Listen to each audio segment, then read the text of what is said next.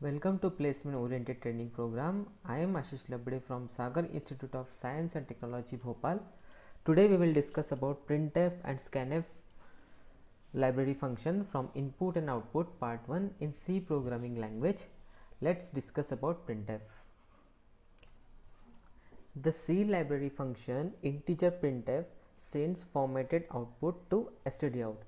अगर हमें कुछ टेक्स्ट स्ट्रिंग अगर प्रिंट करनी हो कंसोल पे तो हम printf का यूज़ करते हैं.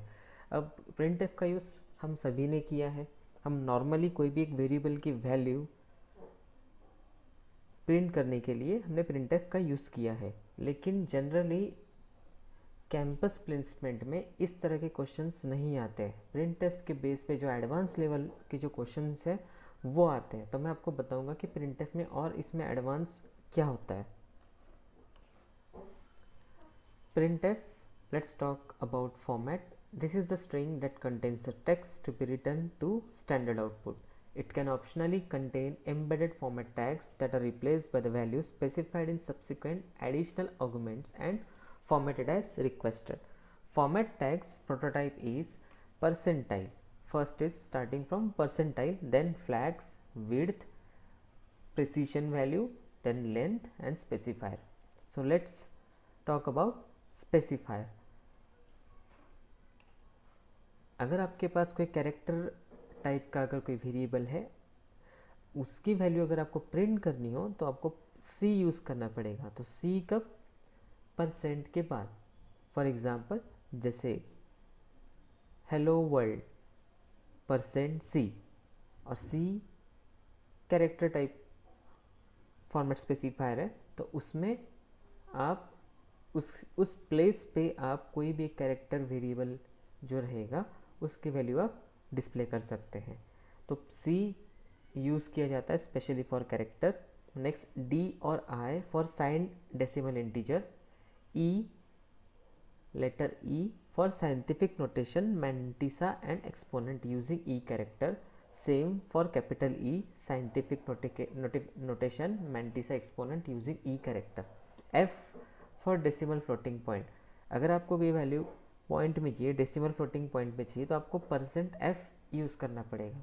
Next is g. G uses shorter of percent e and percent f. Next capital G uses shorter of percent capital E and percent f. O for sign octal. S for string of characters. U unsigned decimal integers. X unsigned hexadecimal integer. Capital X unsigned hexadecimal integer in capital letters. जो hexadecimal जो codes होते हैं वो 0 to 9 and A to F, तो total 15. तो ये characters hexadecimal होते हैं. अगर आपको हेक्स वैल्यू अगर प्रिंट करनी हो तो आपको X यूज़ करना पड़ेगा. अगर आपको A to F जो अल्फ़ाबेटिकल जो लेटर्स है, अगर आप वो आपको स्मॉल में चाहिए तो स्मॉल x यूज़ करना पड़ेगा. अगर कैपिटल में चाहिए तो कैपिटल X यूज़ करना पड़ेगा. नेक्स्ट अगर पॉइंटर एड्रेस है तो capital P. Nothing printed N and last is percent character. हमेशा एक क्वेश्चन पूछा जाता है कि प्रिंटफ रिटर्न क्या करता है, कौन सी वैल्यू रिटर्न करता है. If successful, the total number of characters written is written.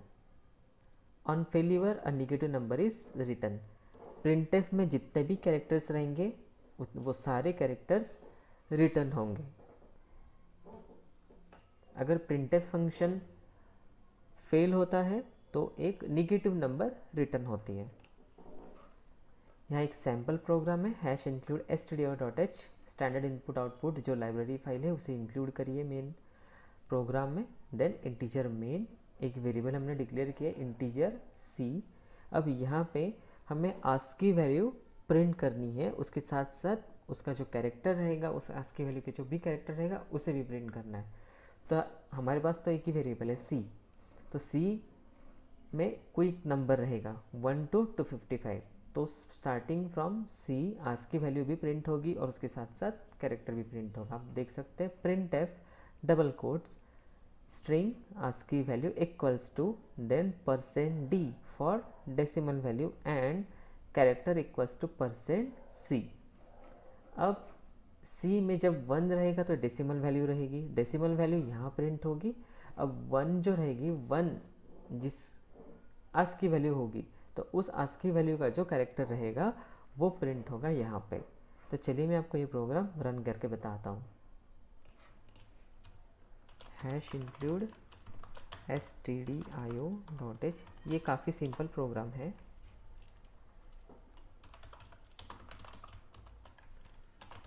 Integer main, integer c, for loop c equals to 1, c less than equals to 255, c plus plus.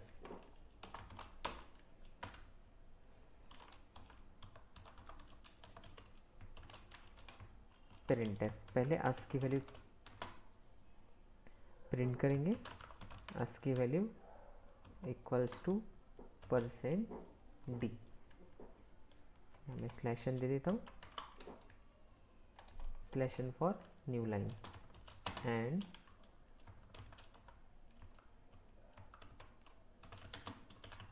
Character value equals to %c, comma c। ठीक है, अब इसमें दो format specifier है, first is %d, second is %c। जितने format specifier उतने आपको variables पास करने होंगे, आप देख सकते हैं। चलिए मैं इसे सेव करता हूँ। यहाँ हम यूज़ करने वाले हैं जीसीसी कंपाइलर।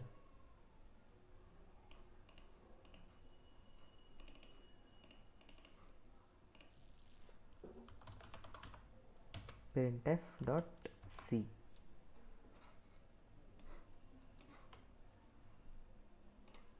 सेव।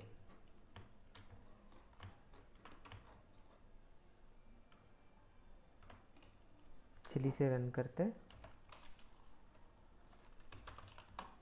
रन के लिए मैं कमांड में जाना होगा, cd/cd tdm gcc64 जो इंस्टॉलेशन डायरेक्टरी है, उसके बाद bin, हमने bin में स्टोर किया है कोड।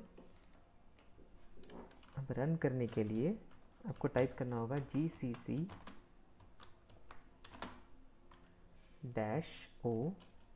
एक कोई भी नाम दे देंगे, print f space file name with extension, enter. Successfully compile हो चुका है कोड, अब हमें रन करना है। रन के लिए सिंपली टाइप प्रिंट f, देखिए starting from c equals to 1 2 3 10 up to 255। तो पहला जो था फॉर्मेट स्पेसिफायर वो %d था, तो %d की जगह नॉर्मली डेसिमल वैल्यू प्रिंट हुई और उसके साथ साथ कैरेक्टर वैल्यू। तो कैरेक्टर वैल्यू या आस्की कोड्स आप देख सकते हैं, स्टार्टिंग फ्रॉम 1। आस्की वैल्यू 65 का a होना चाहिए, 65a, और 97 स्मॉल है। इसमें अल्फ़ाबेट्स दोनों है, नंबर्स भी है, तो ये सारे आस्की कैरेक्टर्स हमने प्रिंट कर दिए। ये तो थोड़ा बेसिक सा एक प्रोग्राम था। वीडियो डेमोन्स्ट्रेशन के लिए मैंने ये सॉफ्टवेयर यूज़ किया है, जीसीसी कंपाइलर 5.1.0। एडिटर के लिए नोटपैड++, नोटपैड या फिर एनी कोई भी टेक्स्ट एडिटर आप यूज़ कर सकते हैं। मैंने अभी सबलाइन यूज़ किया है। नेक्स्ट, इस तरह के प्रोग्राम एग्ज़ाम में आते हैं, पूछे जाते हैं इंटरव्यूज़ में। यहाँ देख सकते हैं printf2 प्लस फिर कोट्स में सिस्टेक एक स्ट्रिंग लिखी है और देन रिटर्न 0। अब चेक करते हैं इसका क्या आउटपुट आएगा।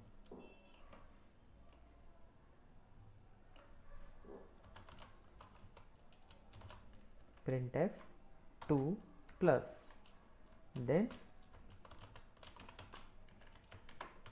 सिस्टेक, रिटर्न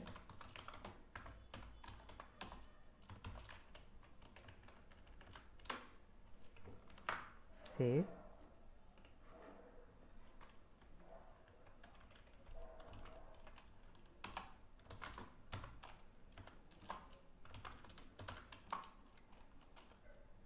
जीसीसी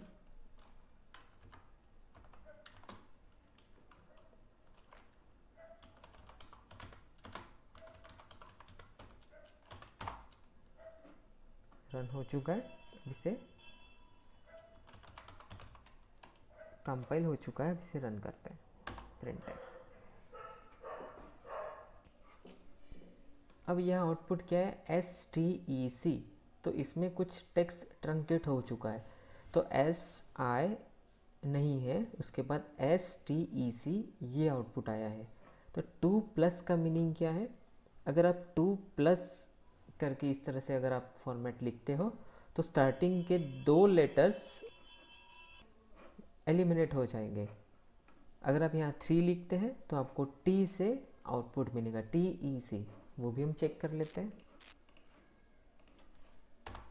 3 प्लस, मुझे स्टार्टिंग के 3 लेटर्स एलिमिनेट करने, तो 3 प्लस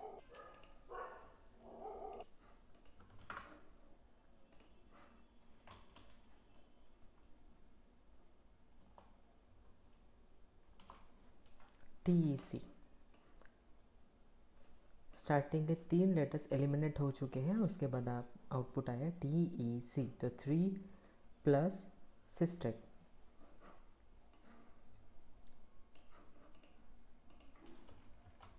वन सेव,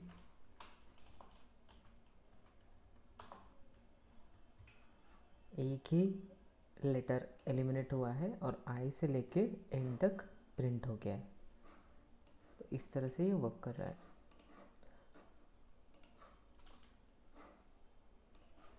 ये एक नॉर्मल प्रोग्राम था, इसमें कोई भी फॉर्मेट स्पेसिफायर यूज़ नहीं है। Next code, printf %c then space comma 5 और ब्रैकेट में अगेन इन डबल कोट्स सिस्टेक। चलिए इसे रन करके देखते हैं।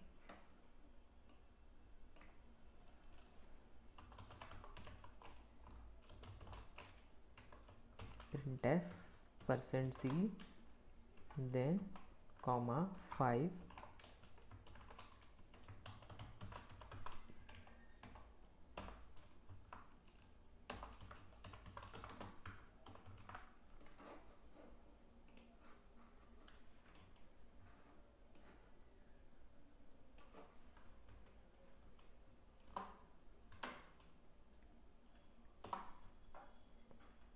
यहाँ आया है only C।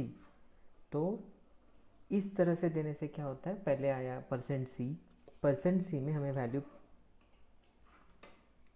%c space comma 5 in square bracket Systech.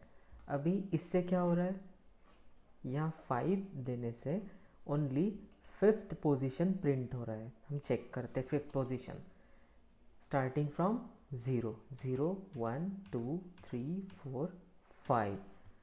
तो 5 स्क्वायर ब्रैकेट में जो भी स्ट्रिंग रहेगा उसमें से 5th पोजीशन पे जो लेटर रहेगा वो डिस्प्ले होगा इस %c किस प्लेस पे। ठीक है, अब नंबर चेंज करके देखते हैं। 2, कंपाइल, रन। अब आया S, ठीक है, S चेक करते हैं, स्टार्टिंग फ्रॉम 0 0 1 2 आया 0 1 2। हम स्ट्रिंग चेंज करके देखते हैं, ABCDFG।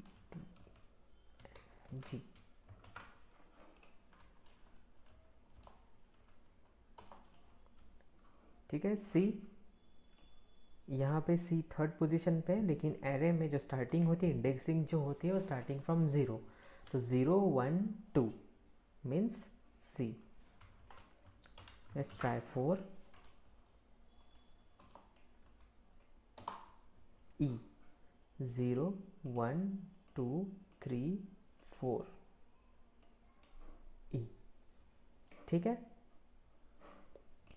इस तरह से ये वर्क कर रहा है। Next program number 3। अब इस प्रोग्राम और इस प्रोग्राम में फ़र्क देखिए क्या है। इसमें 5 बाहर था, स्क्वायर ब्रैकेट में स्ट्रिंग दी थी। अब इसमें स्ट्रिंग बाहर है और स्क्वायर ब्रैकेट में सिंपल एक डेसिमल वैल्यू दी है। चलिए इसे रन करके देखते हैं।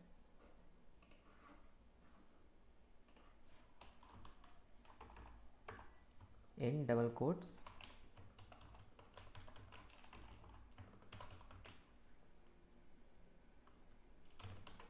ABCDE F, then double quotes के बाहर एक नंबर।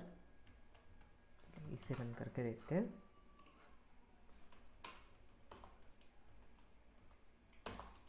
D, ठीक है। अब यहाँ देने से क्या हो रहा है, आउटपुट क्या आया, D। अब हम चेंज करके देखते हैं फिर से, 2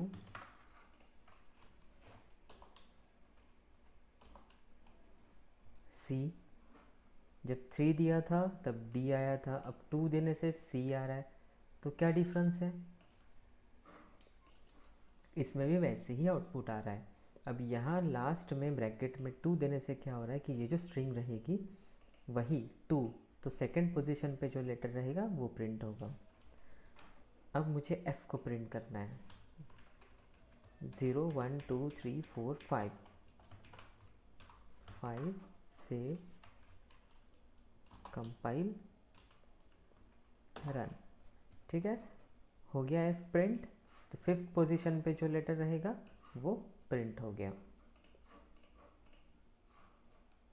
तो गाइस इस तरह के क्वेश्चंस कैंपस में आते हैं, कैंपस के एग्ज़ाम में आते हैं। नेक्स्ट टॉपिक है scanf. The C library function integer scanf reads formatted input from std in। Scanf कब यूज़ करते हैं, अगर हमें कुछ यूज़र से अगर कोई वैल्यू इनपुट लेनी है तब हम स्कैनफ का यूज़ करते हैं। तो इनपुट हम कहाँ से लेंगे, from console.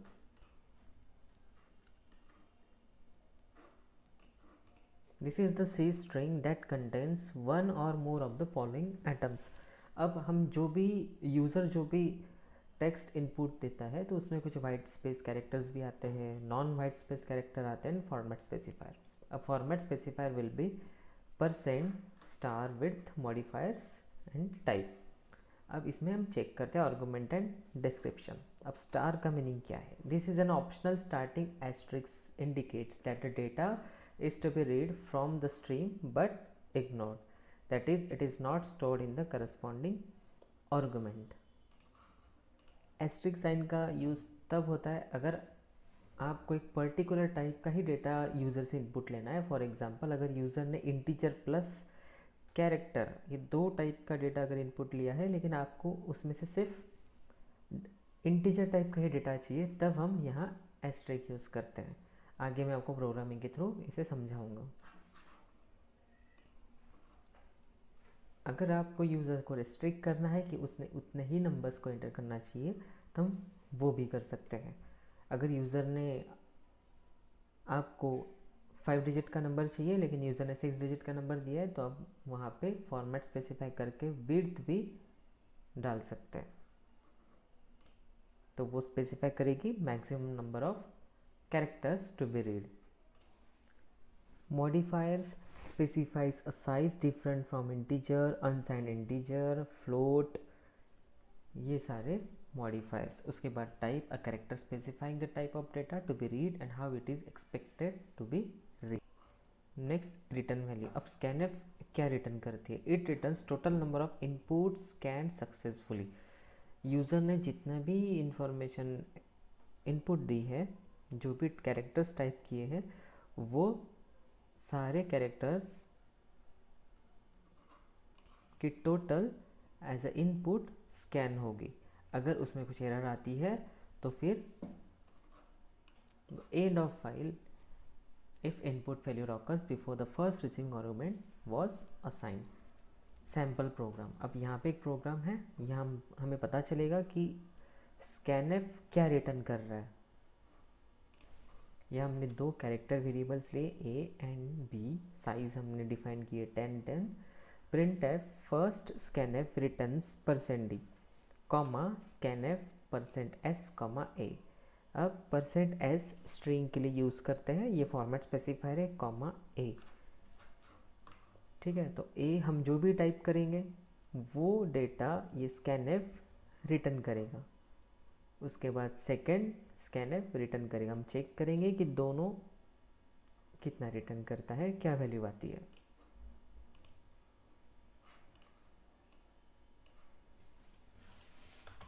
Character A size 10, comma B size 10, printf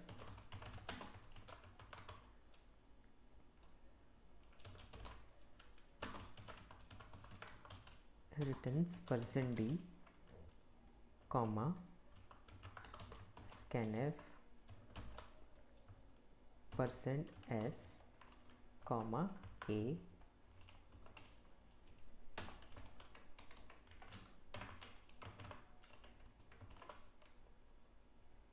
b। अब यहाँ पे scanf यूज़ किया है, मतलब यूज़र को कुछ एंटर करना पड़ेगा at a time of run. जब हम रन करेंगे तब यूज़र को कुछ एंटर करना पड़ेगा। अब यही कोड हमने लिया है। अब यहाँ हमने एम्परसेंड यूज़ क्यों नहीं किया? जब हम स्ट्रिंग यूज़ करते हैं तब हम एम्परसेंड नहीं लेते। Return 0।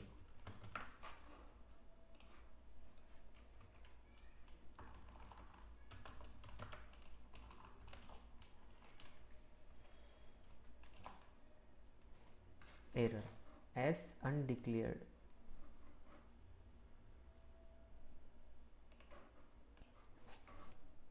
Each undeclared identified is reported function it appears इन। चलिए एक एरर आया है, देखते इसमें क्या एरर है। जी हाँ, मैंने यहाँ पे कोटेशन यहाँ क्लोज किया है, इसको यहाँ क्लोज नहीं करना चाहिए था। यहाँ पे सेव, कंपाइल, डन।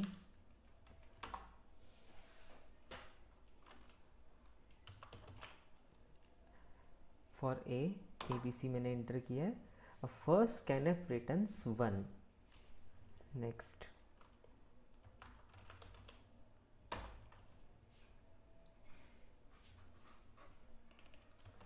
यहाँ सेकंड होना चाहिए। सेकंड स्कैनएफ रिटर्न्स, दोनों 1 1 रिटर्न कर रहे हैं। अब दोनों में आउटपुट क्या आ रहा है कि रिटर्न्स 1 रिटर्न्स 1। चलिए इसमें और थोड़ा चेंजेस करके देखते हैं।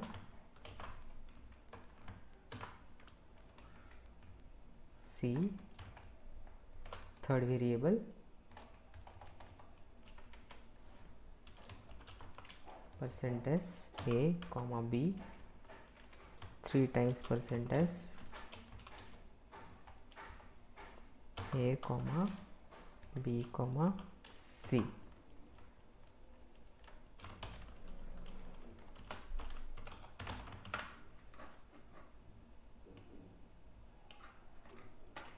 चलिए इसे रन करके देखते हैं।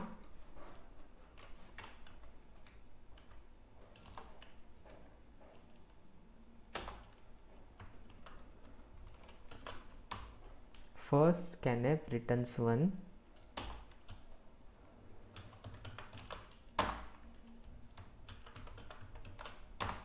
second scanf returns 2,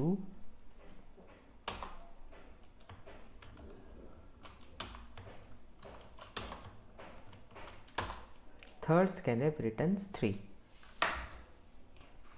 next program integer a scanf %s asterisk का साइन है और फिर s फॉर्मेट स्पेसिफायर, उसके बाद %d and address of a। हम यूज़र से एक वैल्यू इनपुट लेनी है। अब इससे क्या होता है, the %s scanf is used to ignore some input as required. In this case, it ignores the input until the next space or new line. Similarly, if you write %d, it will ignore integers until the next space or new line. अब यहाँ %s देने से क्या होगा कि ये string जो रहेगी वैल्यू, यूज़र इनपुट जो भी वैल्यू इनपुट करेगा उसमें अगर कोई स्ट्रिंग आती है तो वो इग्नोर हो जाएगी। ओनली डेसिमल वाला जो पार्ट रहेगा, जो इंटीजर वैल्यू वाला पार्ट रहेगा, बस वही ए में स्टोर होगा। चलिए इसे प्रोग्रामिंग के थ्रू समझते हैं।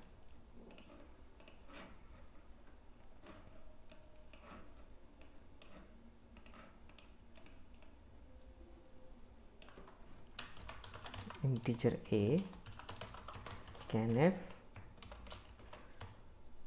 %s, हमें स्ट्रिंग को इग्नोर करना है और इंटीजर वैल्यू को स्टोर करना है, comma address of A,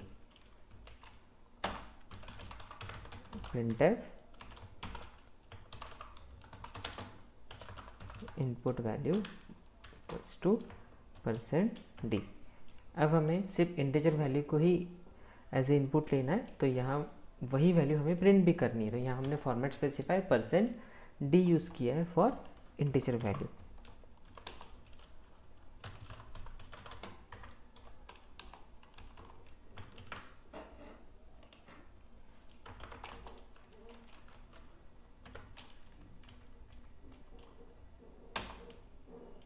run हो चुका है, कंपाइल हो चुका है। अब इसे रन करते हैं।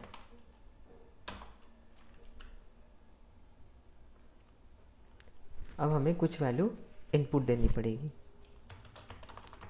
Hello 1 2 3 enter.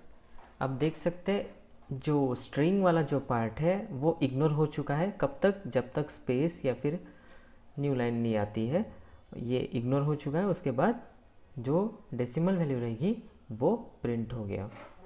और इसमें और क्या कर सकते हैं, अगर स्ट्रिंग वैल्यू स्ट्रिंग इस तरह से अगर हमने इनपुट दिया है तो वो भी हम इग्नोर कर सकते हैं। देखिए यहाँ पे दिया है मैंने %*s then %d then %*s।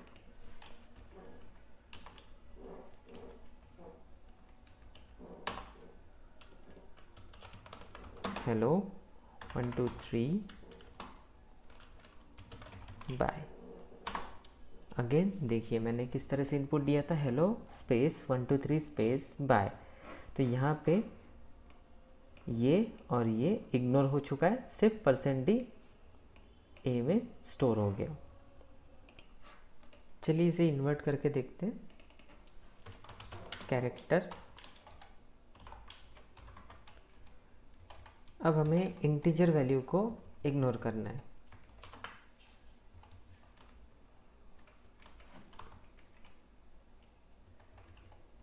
तो यहाँ हमें %*d।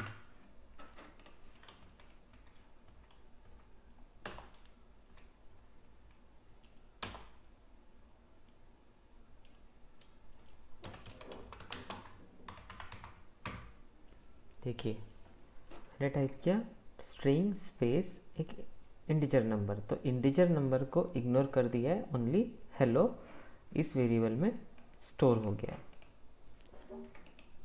तो स्टार का यूज़ कब करते हैं, जब आपको अगर कोई टाइप का डेटा अगर आपको इग्नोर करना है, एलिमिनेट करना है, तो उसके लिए हम एस्ट्रिक यूज़ करते हैं। Input and output part 1 and. Thank you very much.